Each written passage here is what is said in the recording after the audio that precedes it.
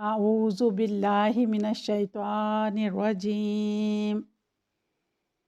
बिस्मिल्लाहिर्रहमानिर्रहीम। मुअज़्ज़ज़ सामईन, अस्सलामु अलैकुम वरहमतुल्लाहि वबरकातुहू। आज आपकी खिदमत में बिस्मिल्लाह आसान तरतीलुल कुरान का सबक नंबर 13 हाजिर है। अल्लाह ताला की ज़ात से पुरुमीद हूँ कि आप सब बखैरियत होंगे। मेरी दिली दुआ है कि अल्लाह ताला आप सब पर बेशुमार फ़ज़लों और रहमतों की बारिश करे, आमीन। क्योंकि हम अपने प्यारे नबी हज़रत मोहम्मद मुस्तफ़ा सल्लल्लाहु अलैहि वसल्लम की इस हदीस के मुताबिक खैरुकुम मन तअल्लमल कुरआन व अल्लमा, कि तुम में से बेहतरीन है वो शख्स जो कुरान करीम सीखे और दूसरों को सिखाए। अल्हम्दुलिल्लाह, अल्लाह ताला का करोड़ शुक्र है कि उसने मुझे और आप सबको इस बेहतरीन काम के लिए चुना। अल्हम्दुलिल्लाह सुम अल्हम्दुलिल्लाह। अगर आप बाकायदगी से वीडियो देखें और उन्हें याद रखें तो ना सिर्फ़ आप कुरान करीम तरतील से पढ़ना सीखेंगे, बल्कि आपके पास कुरान करीम के इल्म का एक वसी ख़जाना होगा। कुरान करीम एक वसी इल्म का समंदर है और बहुत जल्द आप इससे अपने आप को और अपने प्यारों को फैज़याब कर सकते हैं अगर आप उन सब से शेयर करें। आइए आज के मौजू की तरफ चलते हैं। आज का मौजू है अलिफ़ के बारे में दिलचस्प मालूमात। अलिफ़ हरूफ तहज्जी का पहला हर्फ है। इस पर कभी भी कोई अलामत नहीं होती। अलिफ़ के ऊपर कभी भी कोई अलामत नहीं होती, यानी अलिफ़ बग़ैर अलामत के अलिफ़ कहलाता है।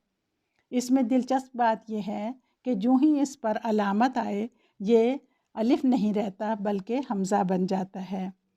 मसलन अगर अलिफ़ के ऊपर ज़बर हो या नीचे अलिफ़ के नीचे ज़ेर हो या अलिफ़ के ऊपर पेश हो या जज़म हो तो ये सब अलिफ़ नहीं होंगे बल्कि ये हमज़ा होंगे। अगर अलिफ़ के ऊपर ज़बर हो तो उसे इल्म तजवीद की रूह से हमज़ा फ़तहा से मुतहर्रिक है कहते हैं या हमज़ा मफ्तू कहेंगे। अगर अलिफ़ के नीचे ज़ेर हो तो इल्म तजवीद की रूह से इसे हमज़ा मकसूर है या हमज़ा कसरा से मुतहर्रिक है कहते हैं। और अगर अलिफ़ के ऊपर पेश हो तो इल्म तजवीद में इसे हमज़ा मज़मूम है या हमज़ा ज़म्मा से मुतहर्रिक है कहते हैं। पेश की सूरत में हमज़ा ज़म्मा से मुतहर्रिक है कहते हैं। अगर अलिफ़ के ऊपर जज़म हो तो इसे हमज़ा साकिन कहते हैं। नंबर 2, अलिफ़ की अपनी कोई आवाज़ नहीं होती। जैसे कि हमने बताया है कि इस पर कोई अलामत नहीं होती, अलामत से ही आवाज़ पैदा होती है। लेकिन जब इसके ऊपर कोई अलामत नहीं होती, यही वजह है कि इसकी कोई आवाज़ भी नहीं होती। लेकिन दिलचस्प बात यह है कि अगर ये फ़तहा वाले हर्फ के बाद आए तो उसकी आवाज़ को दुगना कर देता है, यानी उसे हर्फ मद बना देता है। यानी अगर बा के ऊपर फ़तहा हो प्लस अलिफ़ हो तो ये बनेगा बा। फ़तहा वाली बा की अपनी आवाज़ बहुत मुख्तसर होती है, बा, जैसे कि बा प्लस अलिफ़ करेंगे तो ये बन जाएगा बा। इसी तरह ता के ऊपर फ़तहा हो तो उसको कहते हैं ता, और जब प्लस अलिफ़ हो तो उसको कहते हैं ता। इसी तरह कुछ मिसालें हैं जिनसे हमें पता चलता है कि ये जो अलिफ़ है जब भी किसी हर्फ के साथ आता है और इसके ऊपर अलामत हो तो फिर ये हमज़ा बन जाता है। मसलन असलम, उन्जुर, माक़ूल, अन। इन सब मिसालों में जो हमें अलिफ़ नज़र आता है वो अलिफ़ नहीं है बल्कि वो हमज़ा है, हमज़ा मुतहर्रिक है। नंबर 3, अलिफ़ में आर्ज़ी तफ़ख़ीम पाई जाती है, यानी कभी इसे पुर करके पढ़ा जाता है और कभी बारीक यानी तरक़ीक़ से पढ़ा जाता है। नंबर 1, अगर अलिफ़ से पहले वाला हर्फ मुरक्कक हो यानी बारीक पढ़ा जाने वाला हो तो अलिफ़ को भी हम बारीक पढ़ेंगे। मसलन लिबासुन, کتابن، کانا، ان تمام حروف میں الف باریک پڑھا جاتا ہے، یعنی ترقیق سے پڑھا جائے گا۔ اور الف سے پہلے آنے والا حرف اگر مفخم ہو یعنی پر کر کے پڑھا جانے والا ہو تو الف کو بھی پر کر کے پڑھیں گے، جیسے کہ شاتوا، قال، رانا، استکبار۔ اس میں تمام مفخم حروف کے بعد الف آیا ہے، اس لیے یہ الف جو ہے یہ مفخم پڑھا جائے گا۔ الف ہمیشہ کسی لفظ کے آخر میں آئے گا، مثلاً با، تا، سا، تو، ان سب میں الف آخر میں ہے۔ متحرک کے بعد الف زائد۔ قرآن کریم میں بعض مقامات ایسے ہیں کہ متحرک حرف کے بعد الف لکھا ہوتا ہے لیکن وہ پڑھنے میں نہیں آتا، مثلاً نمبر 1 واحد متکلم کی ضمیر انا میں نون متحرک کے بعد کا الف زائد ہے، اسے تلاوت کے تسلسل میں انا پڑھیں گے۔ وقف کی صورت میں یہ الف پڑھتے ہیں لیکن یہ ناپسندیدہ ہے، اس لیے بہتر ہے کہ یہاں پر وقف نہ کیا جائے۔ نمبر 2 نون قطنی یعنی نون تنوین سے پہلے جو الف ہے اسے نہیں پڑھیں گے، متحرک حرف کو بغیر لمبا کیے نون کو پڑھیں گے اور آگے چلیں گے، مثلاً خیرن الوصیۃ۔ اس میں خیرا کے اوپر جو فتحہ ہے یہ دراصل تنوین تھی، اور یہ جو نون الف کے نیچے چھوٹا سا نون کسرہ کے ساتھ لکھا ہوا ہے یہ اسی تنوین سے بدلا ہوا نون ہے۔ لیکن اگر ہم خیرن پر وقف کرنا چاہیں تو نون قطنی کا تعلق پچھلے حرف سے ختم ہو جائے گا، اور اس صورت میں خیرا کا الف بھی پڑھا جائے گا اور الوصیۃ کا حمزۃ الوصل بھی پڑھا جائے گا۔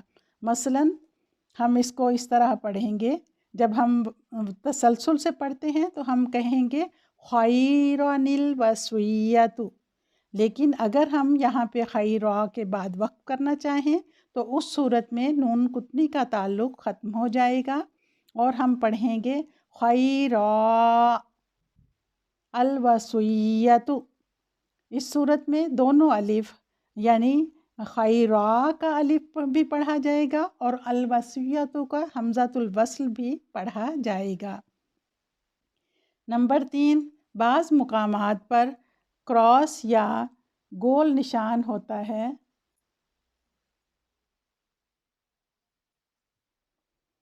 بعض مقامات پر کراس یا گول نشان ہوتا ہے جو الف کے اوپر بنا ہوتا ہے، وہ الف بھی زائد ہوتا ہے اور وہ نہیں پڑھا جاتا۔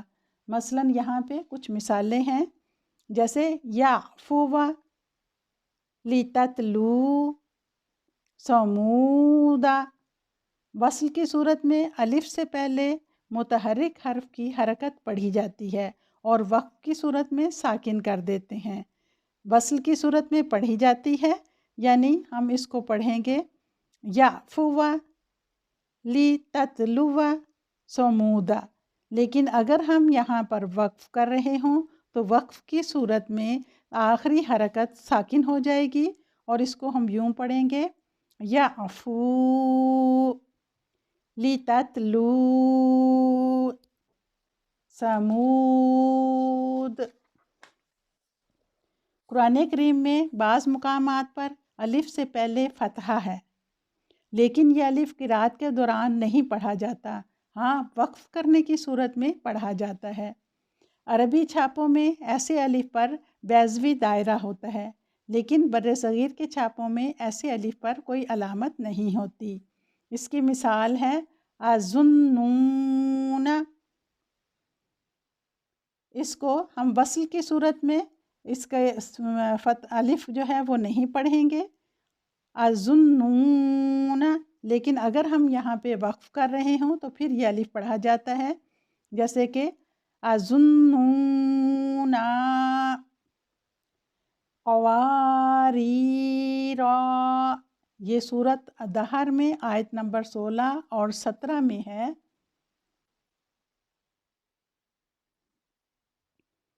یہ 2 جگہ پر آیا ہے۔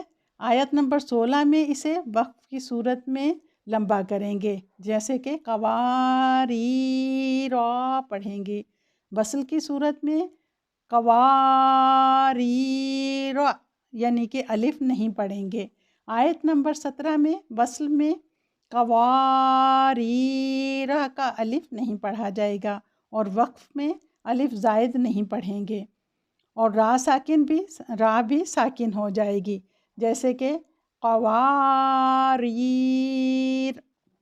اور اگر ہم دونوں کو ملا کے، دونوں آیات کو ملا کر پڑھیں تو ہم اس طرح پڑھیں گے قواریر قواریر۔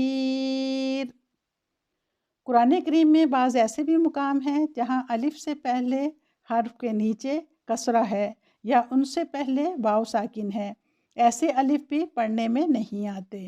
مثلاً قالو، اس کے بعد الف لکھا ہوتا ہے جو کہ پڑھنے میں نہیں آتا۔